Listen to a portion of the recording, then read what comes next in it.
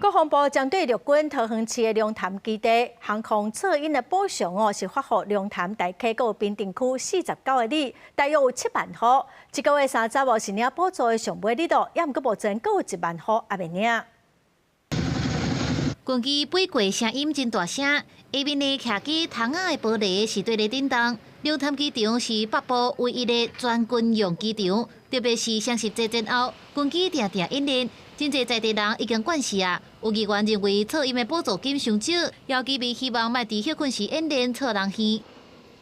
必要的啦，不断啊，什么时候都可以演习啊，都要演习啊，不能说你中午休息就不准来演习，没那回事啦。除了战备之外，除了尽量能够去参考民众的作息，不影响你军中的情况，我是觉得这样，因为正反意见都有。针对陆军龙潭基地直升机定定起降，差点民众，军方回应补偿金是按照国防部航空侧应补偿作业规定来办理，也讲部队的训练是为着以后建设的战略，会甲居民的意见反映去顶级的单位，希望得到共识。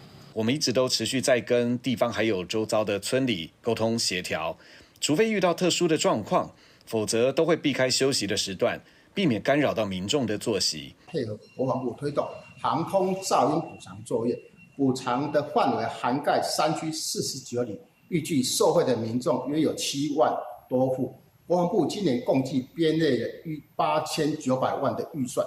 针对航空侧应补偿作业，环保局表示配合国防部办理。 今年包含龙潭、大溪、滨镇区49里，超过7万户。申请领期限到这个月30，还阁有1万户还未申请领。